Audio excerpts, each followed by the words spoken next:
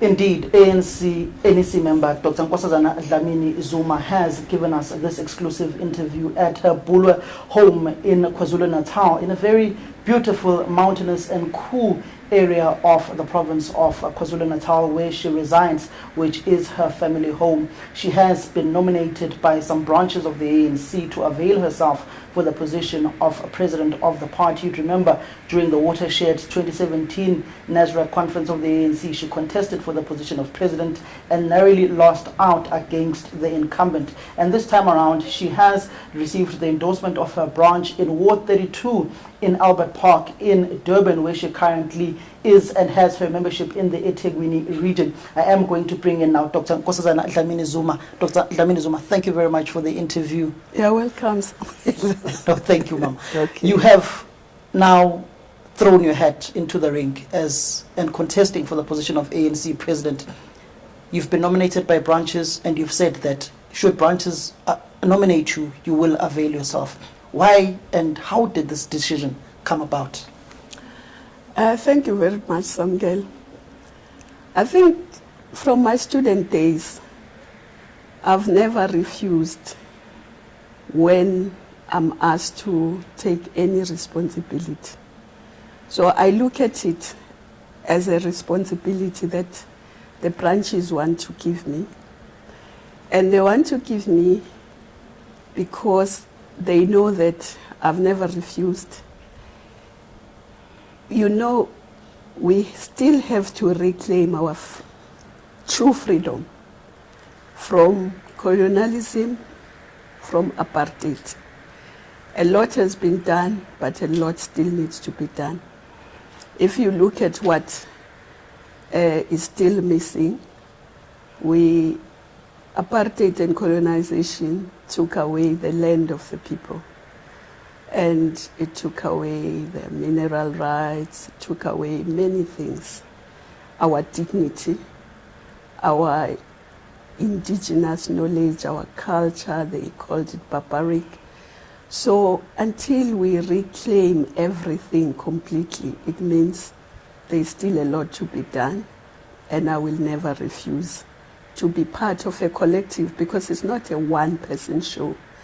To be a part of a collective that will be pushing those frontiers of freedom, those frontiers of human rights, that will be pushing that people must be lifted out of poverty.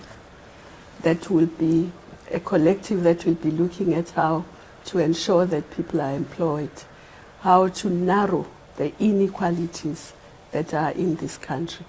That's what made me take that decision. As long as we see imikuku, informal settlements, people living under conditions of squalor, we must be ready to take any responsibility that is thrust upon us.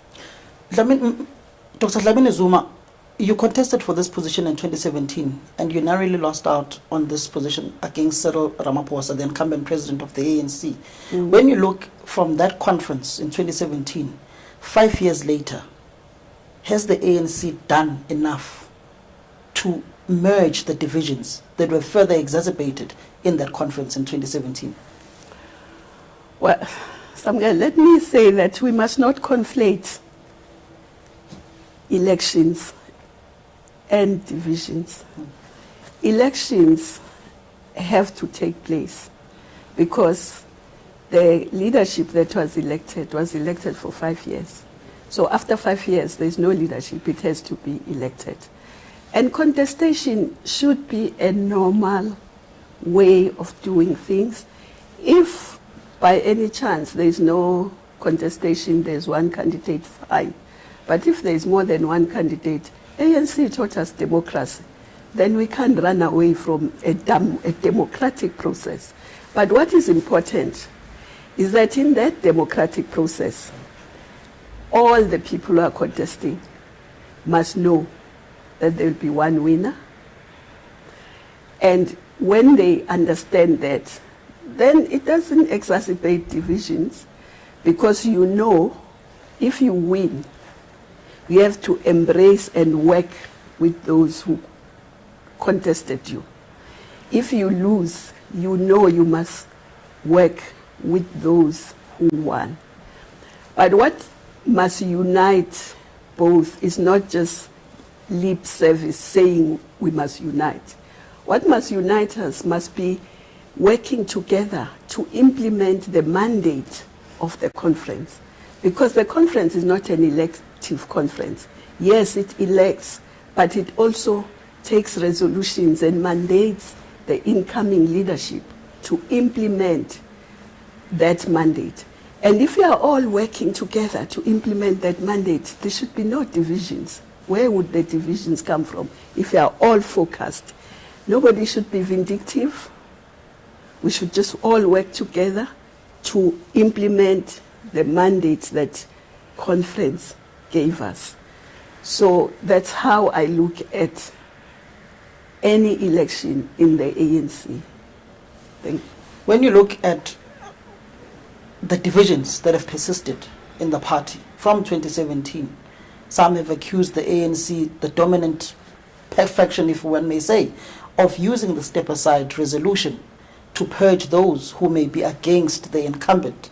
Is there any form of cynicism in the ANC beyond the contestation at conferences, or people have personalized contestation of positions to hate one another within the party? We shouldn't personalize, we shouldn't hate, but we should insist on the implementation of the resolutions of conference. That's where maybe the disunity will first start. But on the question of step aside, I think for me, where the problem lies is that the country's laws, the law of the land, says you are innocent until proved guilty, right? That's the law of the land. Then the law of the ANC almost says we are guilty until proved innocent. But even that step aside, the problem with it is that you step aside, you are charged, you step aside. 3 years on, you still haven't started, the trial hasn't started. What is that? What kind of justice is that? Because justice should be, they investigate you. Once they've charged you, the trial must start within months. So it's not justice when you can wait for years even before the trial starts. So why were you charged? What were you charged for? If 3 years on or 2 years on, you still haven't started the trial. For instance, I think for me that is injustice. There is a comrade, I'll make an example of, I won't name, but a comrade was recalled from his post because he was charged. He was here for 3 years going to court just to postpone, until the judge threw the matter out because it was clear there was no case. So is that justice? For me, that's a big problem in all this. Because if it's fair and just, charge, get on with the trial, get the person to be cleared or to be found guilty, then that's justice. And the ANC must stand for justice. The ANC must stand for justice. Because if it's done like this, that's what exacerbates suspicions and divisions, and people think, well, this is something that's done to remove people. For instance, now we're going to conference. There are people who have been charged more than a year. They've not really appeared in court for a trial. It's always been postponement. And then that's what makes people think, oh, maybe it was just a way of making sure they are not taking part. Are you speaking in reference to... I'm not referring to anything. I'm not referring to a specific person, because it's not one person that has experienced this. Yes, the SG is one of them, but there are others. And I'm not saying they are guilty or not guilty. I'm just saying justice must be done. It's not justice what is happening. When somebody Why do you arrest first and investigate later? Huh? Just answer me yourself. You are a citizen of this country. Why do you arrest first and then investigate for 3 years? Because by the time you arrest, you should be sure that at least there is a case to answer.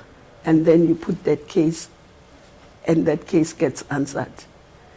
And the person is then cleared. Or if they are guilty, they are found guilty.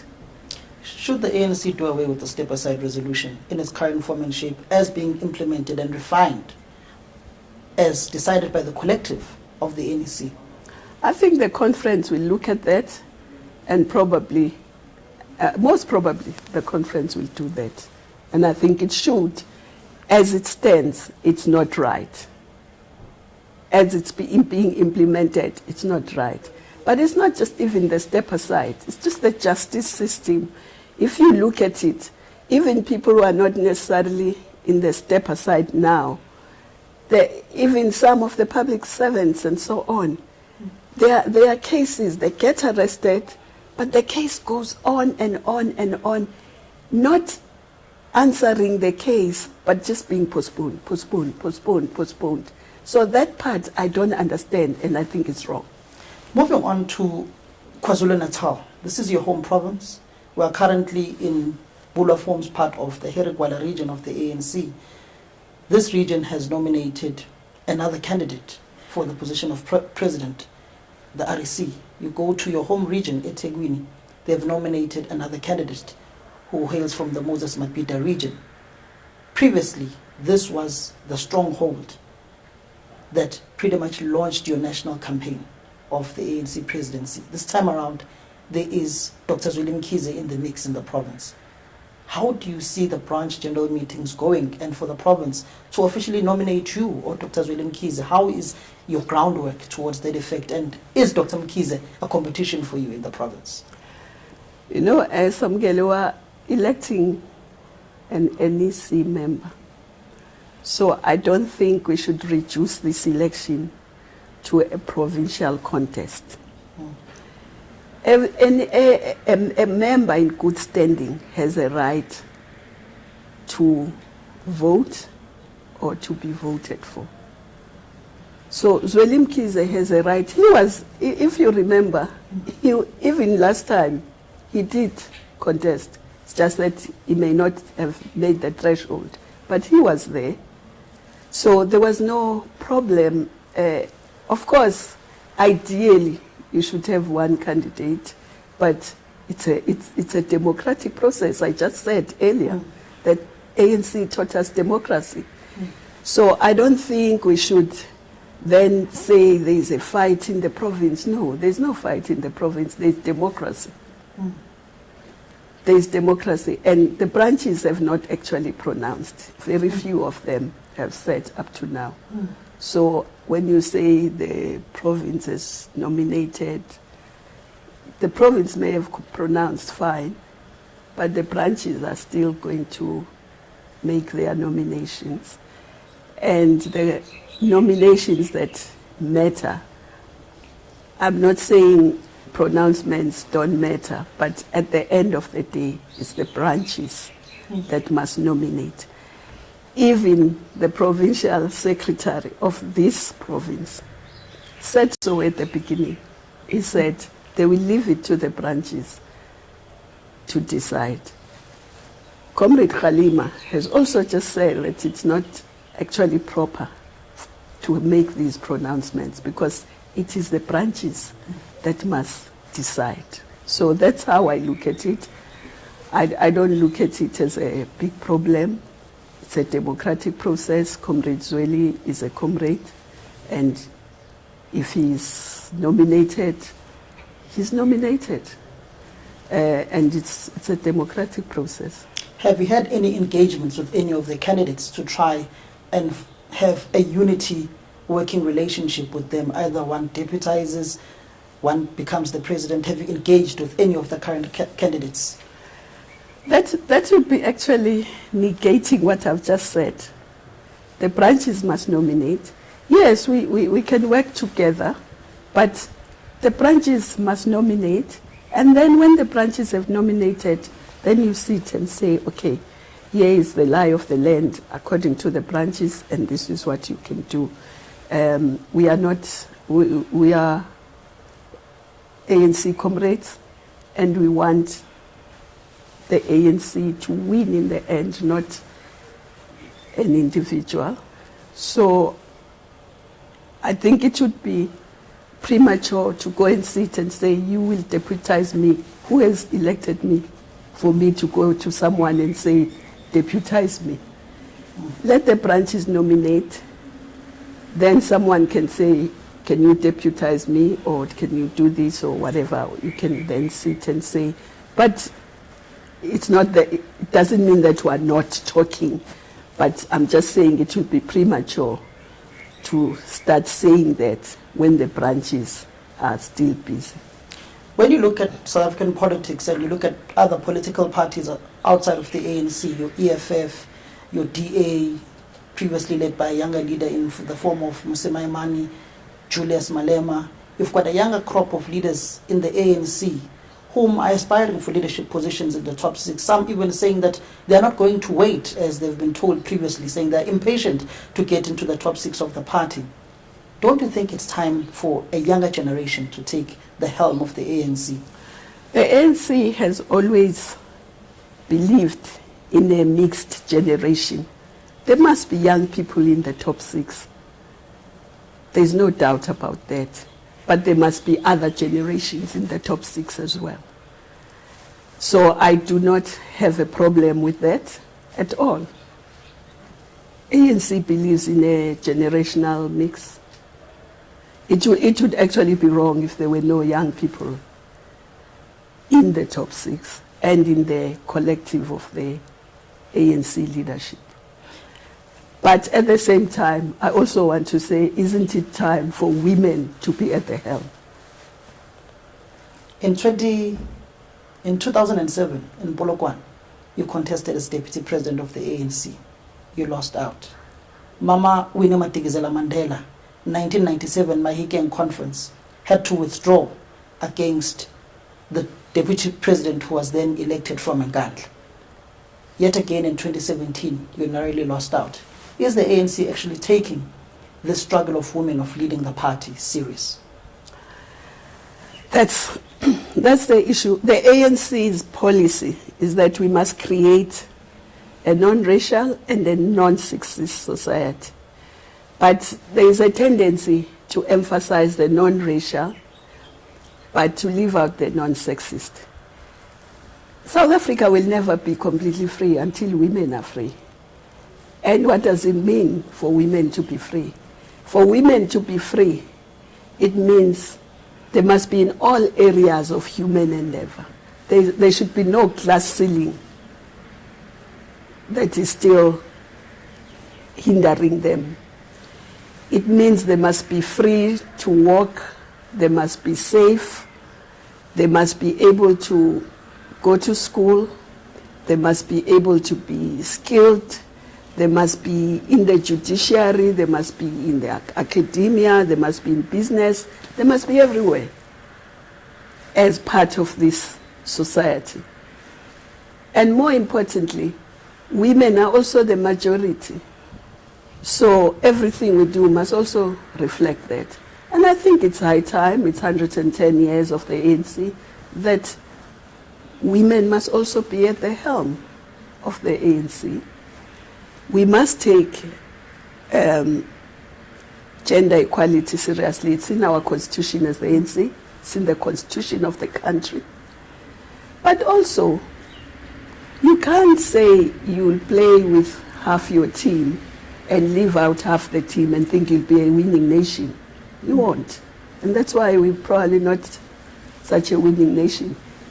Look at our economy. Women are not really an integral part of the economy. But of course, South Africa, also black people in general, but Africans in particular, are still not sufficiently part of the economy in the ownership of the means of production, in the structure of the economy. So it's important that women are everywhere. You speak about South Africa not being a winning nation, just looking at our sluggish economy. Interest rates have just gone up. Where is the ANC taking this country? There's continuous load shedding. Eskom is failing. You look at the infrastructure we have in the country, it's crumbling. People are saying the ANC is failing. That's why I was stressing right from the beginning that it's important that we implement the mandate, that the policies and the mandates of conference. Because if a majority of people do not have land, how is the economy going to grow? Because land is where everything happens. We're sitting on land, we stand on land, we build schools, hospitals, clinics, we build companies. The economy, the infrastructure is on land. Agriculture is on land. Even if you want to go to the moon, you start on the land before you are on air. You end on land. So land is the most basic and most important asset that everyone should have access to. So that's an area that still need to be, that frontier still need to be pushed. Access to finance. The financial sector is the commanding heights of the economy. If we don't have here, we don't even have a bank in Bulo other than Itala. So we should be having cooperative banks, we should be having local banks, we should be circulating the money in the community before it leaves. But we don't. Everything that comes here leaves immediately. So local economic development is critical. But if you don't have access to the finance, where are you going to start? Small business, medium, cooperatives, they all need finance. But we must not, I'm not saying the banks that are there must be destroyed, no.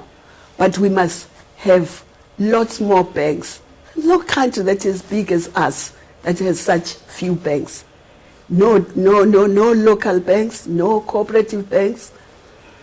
And if you look at countries where their economy has really grown, if you take China, they have thousands of local banks, of cooperative banks, but also even commercial banks. They have sector banks because they understand that the financial sector is the commanding heights of the economy, so people must have access to finance. You come to industrialization. South Africa over the years has almost been deindustrializing.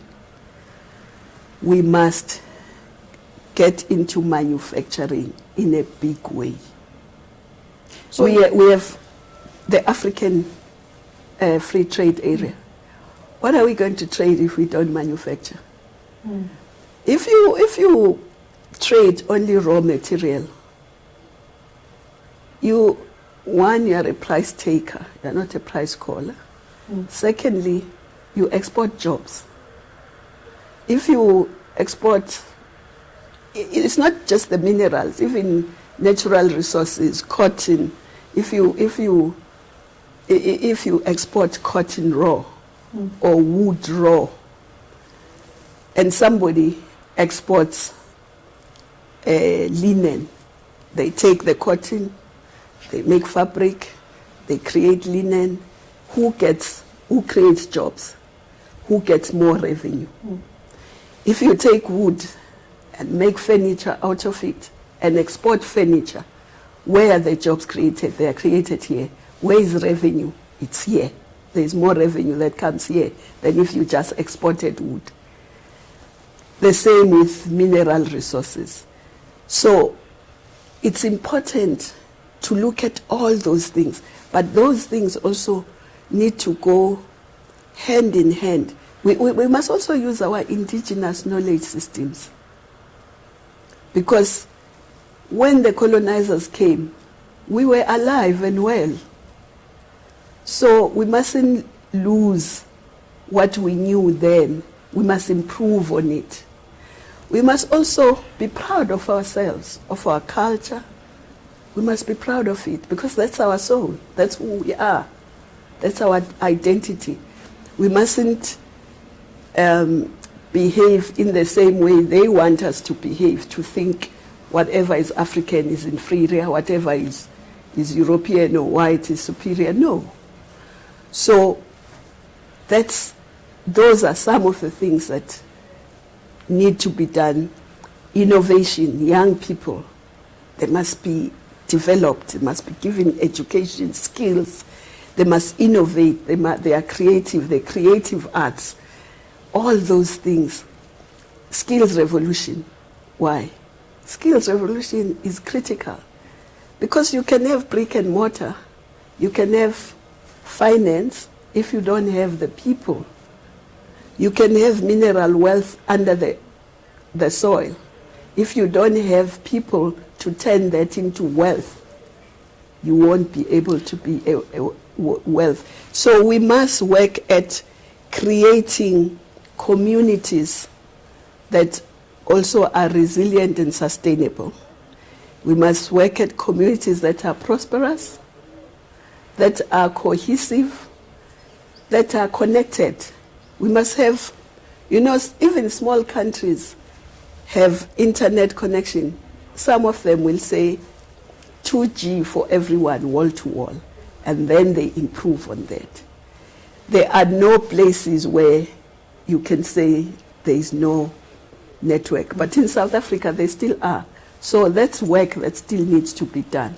But I hear you raising all of these issues. This has been successive talk of ANC administrations and very little implementation, if any at all. What harbors your governing party from doing this as you are still in government today? That's why I'm here. We must do it. We must have we are going to elect a collective that's going to build on what is there, ditch what doesn't work, ensure that we move forward and get this country and the economy working. It's not an event. It will be a journey because nothing changes overnight. But we must concentrate on implementing what we have agreed upon, what we collectively agreed upon. It's very important to implement that. Implementation is very important. Are you implementing those resolutions from the 2017 conference, or have you just reneged on most of them? Some of them. If you recall, I said we must do a skills revolution. That's why there's NSFAS, to try and ensure that, but we still need to do a lot more and be more systematic in identifying what skills are needed. It's not just education, but it's the skills, all of them, starting from STEM, science, technology, engineering, maths, research, innovation, but all technical skills, even artisanry skills are very important. So yes, there's been a beginning, but I think we need to accelerate what we have begun. We need to accelerate that. The land issues still need to be resolved. It wasn't passed in Parliament. We need to push. But also, the law allows us, where it's necessary, to expropriate for the bigger good. So we must just accelerate. We have the policies, but you can't say they are good or bad unless you have implemented them and seen what impact they make. So I'm saying a lot has happened, but a lot more still needs to be done, and it needs acceleration. So the collective in December must have that attitude of mind that we need to accelerate. And where there is a problem, we must not only accept that there is a problem, we must find a solution. We must diagnose the problem. We must then say, how do we fix it? And fix it. You speak about identifying a problem and fixing it. The ANC currently right now is in government. We are in various stages of load shedding. Should you become the president of the ANC in December, what's your first step to fixing a crumbling Eskom? Well, I think the first thing I would have to understand, what is the problem? You don't understand what is the problem? You sit in the ANC. Don't they tell you? Well, let me tell you. We'll have to make sure that there is sufficient capacity. We must make sure that there is a proper maintenance. We must make sure that there is a mix of energy. There is coal. We have abundance of coal. We must use it. There is sun, there is wind, we must use it. There is nuclear, Kubeck works. We must also use nuclear. We must mix and see also what is more expensive and what is good for us. Because let me tell you, Samgen, we've been looking at climate change and all that, which is a responsibility we must undertake. And we must make sure that we don't destroy the environment. We must make sure. But at the same time, I don't think we should abandon what we have. Look at what's happening in Europe now. When they can't get enough gas from wherever, they go back to coal. But we want to abandon coal. We shouldn't abandon coal. We should use it. But young people like yourself must innovate on how to clean coal and ensure that we use it and use it and it's clean. But even before we have that innovation, we must, because the important thing is to get energy. It's important for the economy, it's important for the people. Energy is like oxygen to the economy. So it's very important. So I think we need to look at the mix of the energy. And I think it can still be fixed and can still be run as an SOE, but fixed. Identify where there is corruption, deal with it. Where there is lack of capacity, bring capacity. Make sure that where there is maintenance issues, fix them. We've been through load shedding before and it has been resolved. It's not like once we were starting to have load shedding today. We had load shedding and people were able to fix it. Even in 2013, if I remember, I wasn't here, but I was coming in and out. There was hectic load shedding, but it was resolved. So I think we should just, you're asking me what I would do. Indeed. Yes, I would do that. I'm not in touch with the nitty-gritties because I'm not in charge there. I would be dishonest with you if I said I knew exactly how many engineers are there, how many we need, do we have sufficient. I wouldn't be honest. I would be disingenuous. I know broadly, but you can't fix something broadly. You need, the devil is always in the detail. Mm. The angels live in generalities. Mm. I have the generalities about Eskom right now. I don't have the nitty-gritty, but the devil is in the detail. So would need to know the detail and know what to fix. Do those in power now know that detail? Ask them. Do they tell you in the National Executive Committee, because some of them are ministers in DPE and also at Mineral Resources? I don't think we've had discussions, but I don't think we've said, because the detail I'm talking about is not the type of detail that you can have in a general meeting. Because the type of detail is to say we need to generate so much energy. So what do we need? how much coal, how much this, how much that.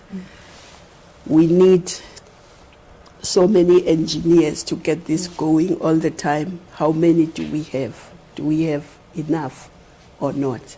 Are they experienced enough? So you can't have those details in those meetings.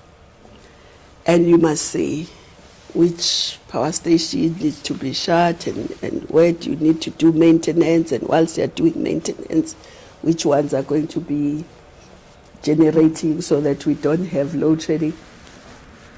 You can't have those details in a meeting like that, Samgelo. Dr. Dlamini-Zuma, the ANC is a party that is losing power. 6 metros are no longer in the ANC sense, only remaining with 2. The ANC does not have a conclusive coalition document that it uses to say these are our approach to negotiating coalitions. You see provincial leaders going to meet with national leaders of other parties. It's just incoherent.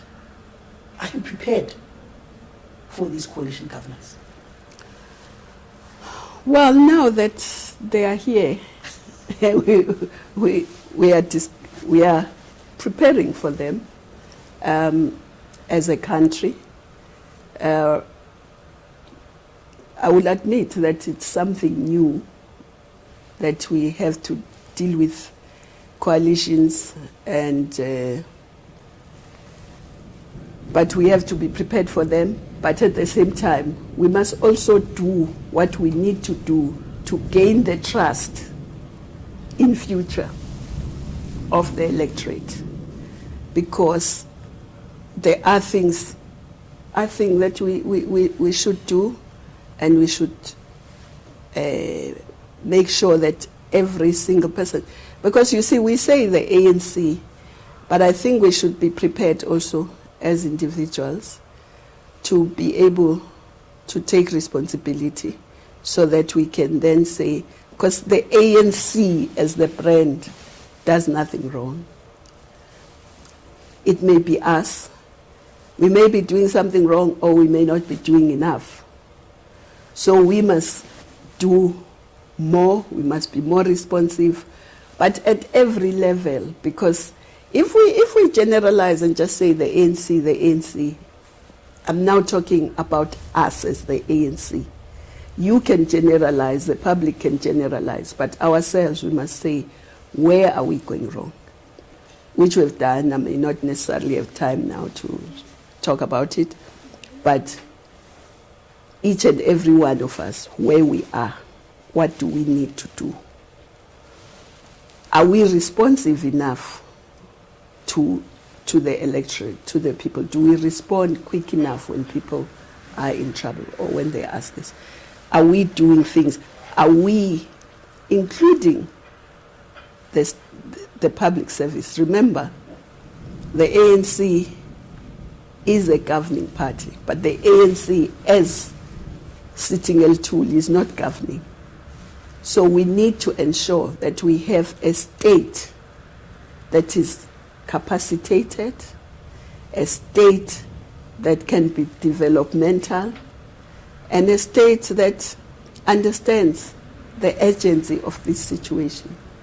If you're elected in December, will you get the ANC above 50%? In the local government elections 2021, for the very first time since the dawn of democracy, you dipped under 50%. Can you reach above? Sabgel, you know, the ANC is a collective. I'm sure the collective that will be elected in December will be working towards that, including myself. But I don't think you should say just you. Yes, of course, I wouldn't be one to be elected if I wanted the ANC to be below 50%. I would say, well, that's where we are, so it's fine. No. Yes, I would love, and I would work towards the ANC getting more than 50%. But the collective is also very important. Not only at the national. Yes, we're electing the national now, but the entire collective of the ANC leadership from the national to the province, to the regions, to the branches. Because the branches are very important. We tend to undermine the role of the branches. The branches are very important because they are part of communities. They know what's happening and they must be part of what's happening. That's why we must have vibrant branches that are part of societal issues all the time, not branches that become alive when there's an election, whether it's local government or ANC national conferences. We must have branches that are alive, that are part of societal issues, and that way. So when I say the collective leadership, I don't mean only the leadership that will be elected in December. I mean the leadership that will be elected in December, the leadership that has been elected already in the provinces, in the regions, in the branches. All of us, we are a collective of the ANC. Where were those branches during the July unrest last year? Where were they? Yes. I've just said to you, branches must be vibrant and active. And that's what I think the ANC should be doing, ensuring that the branches are vibrant and active. Because if branches are vibrant and active, they will know exactly what's going on. They will know. But if branches are only going to be alive when they go to BGMs to elect councillors, or they are going to be alive when they go to BGMs to elect the leadership, either of the region or of the province or of national, then we don't have it means we don't have a strong ANC. And that's why I'm saying the elective that's going to be elected, working with all the other leaders up to the branch level, must ensure that. And I must say that the ANC wasn't strong. Even now, we still have provinces that have interim structures and so on. So we must strengthen the ANC itself and make sure that it's a vibrant and I always say that when you are an ANC member, whether you are a youth or women or whoever, members of the community, if a mother sees that young person, they must say, oh, I would love my child to grow up and be like that person. We must be exemplary at all levels, from a branch upwards. So we must strengthen the ANC. I don't think the ANC is as strong as it should be, if I'm honest. As we wrap up this discussion, Dr. Dlamini-Zuma, the ANC and government today, you know the problems facing the country. You know the state of municipalities where you are deployed. Is the ANC doing enough to resolve the problems of infrastructure problems, sewage running through the streets of Mvuleni? The capital city of this province, Pietermaritzburg, is like a ghost town today. You go to Mafike, you don't even think you're driving through a tar road. It's like you're driving through a gravel road. Is the ANC resolving these problems of a crumbling infrastructure? Samge, I agree with you. But what we are doing, if you take local government, I'm COGTA, I'm not local government, I'm COGTA, cooperative government. There's a big difference, right? We are supposed to coordinate. We are coordinating, not an implementing department. But what government is doing, which is correct, what government is doing, having seen what you have seen, it is said that it's not enough to say local government must fix.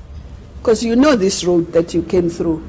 You think it's a local government road. It's a provincial road, this road. Yes, I did that myself when I needed it to be fixed. And I spoke to the municipality and they said, no, it's actually a provincial road. I had to phone the province. So, you see what I mean? So that's why government has said, instead of saying local government must do its bit, province must do its bit sitting there, national must do its bit sitting there, we must all work together. Because the road that you may be talking about in Mahikeng may be a national road, may be a provincial road, but you'll blame the municipality because it's a city, or because everything happens in a municipality, right? So that's why government has said correctly that all spheres of government, all departments, we must stop working in silos. We must close the horizontal silos, and we must make sure that the vertical silos also, so that we all descend together. Because you may be talking about a road, you may be talking about infrastructure, old pipes, water pipes, and so on. It needs everyone. The municipality may not even be in charge of that. So that's why government correctly has said we must all work together. But not just government. We are saying local government is all of government. So we must have an all of government approach towards local government. But we have gone further to say it must be an all of society approach, because it's not only government which is operating in that space. Business is operating in that space. Other organizations are operating in that space. Traditional leadership is operating in that space. Churches are operating in that space. So when we look at a problem, yes, some problems may just need a particular department, but other problems may need the whole of society approach. So that's why government has changed its approach. But let me also say, when you change an approach, it's not an event that you just put your foot down and you say the approach has changed. Attitude takes time to change. Yes, the district development model. That's what government has decided to change the approach. Because if you see that something is not working, we now are saying, for instance, what is an ideal local government? What would constitute an ideal local government? We've defined that. And then we're saying, then each and every person must find their role in creating that ideal local government. Is it time to do away with the provinces and squarely have national and the districts? Well, that's a debate that needs to take place. I can't decide on that. What's your view? You remember there was at some stage there was a discussion. Our view for now is we are looking at local government and we are saying let's do a 21-year review of local government. Maybe we should do a 21-year review of the spheres of government. But for now, we are doing a 21-year review of local government. Because it's important to review things as you go along, so that you see what works and what doesn't work, what needs to be changed, what needs to be strengthened. And that review cannot also be done just by government. We have also invited lots of other people to actually say what their experience is. You can also make your input and say, this is my experience of local government and I think this works, this doesn't. Because you must keep on changing and improving. But if you don't review things, then you won't improve, you won't change. As we wrap, I'd like to ask more personal questions, particularly from that conference in 2017. I remember vividly when the results were announced. you turned back, you looked at the regional chairperson of eThekwini, Zandile Gumede, Sihlezi Galala. I don't remember that, so I will answer it. The announcement of the results. I will not answer it because they were not even sitting behind me, I don't think. You don't remember? I think I was sitting with the Women's League, if you remember correctly. Mm. I was sitting with the Women's League. I was not... So I don't even remember where Zandile was sitting. I don't remember where Sihlezi Galala was sitting. I don't remember. To be honest with you, I remember a TV camera that came and just concentrated on me. Mm. And then some comrades were coming and saying, ooh. And then I remember also what I did. I stood up, I went to the stage, I congratulated the winners. How did you feel, the announcement of the results, particularly knowing what happened in Polokwane and then Nasrec? You know, I felt bad, but I don't want to... I felt bad that I lost, but it's a contest. But of course, if you can go deep into how we lost, you probably find something different, but I'll leave it at that. This time around, have you spoken to you need to just look at the numbers of where each province is. You will see that there was something. But anyway, we are here now. What has happened in the past has happened. Can't be changed. And I'm not a person who dwells too much in something that I can't change. I like to dwell on things that I can change. The past has happened. I can't change it. Let's move on. I can tell you, one province had 780 something delegates. So you now has 372. You know that province of where the sun rises.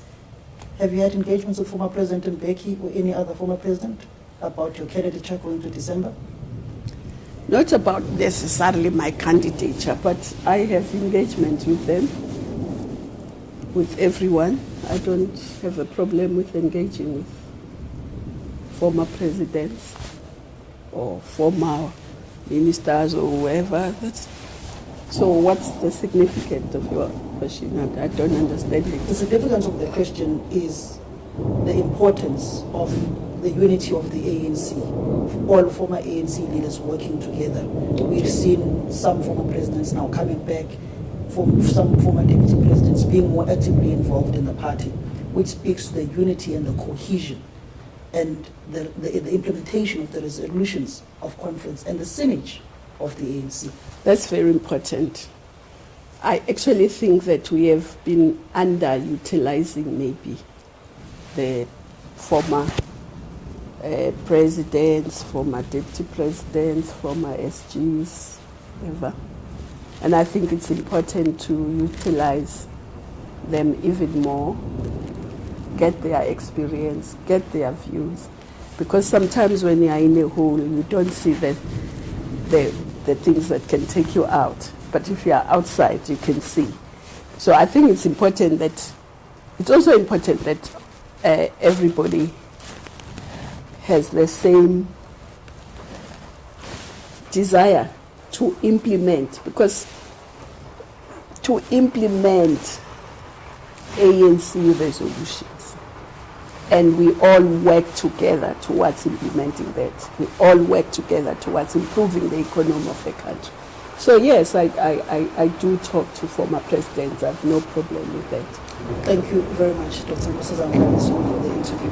Lovely engagement, and we'll hopefully have another one in the near future.